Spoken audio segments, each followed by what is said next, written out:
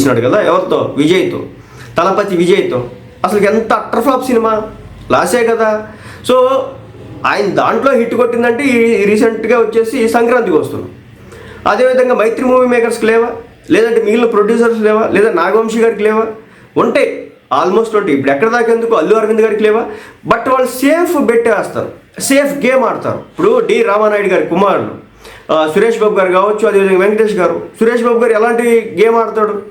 మరి ముఖ్యంగా ఉండేదంతా ప్రొడక్షన్ బేసే కదా, మొత్తాన్ని కూడా ప్రొడ్యూస్ చేస్తూ ఉంటారు కదా వాళ్ళ సినిమాలని. సో ఎక్కడ దాకా ఎందుకు బండ్ల గణేష్ గారు, ఆయన ఎలాంటి సినిమాలు తీసినాడు? గబ్బర్ సింగ్, తీన్మార్ లాంటి సినిమాలు చేసినాడు.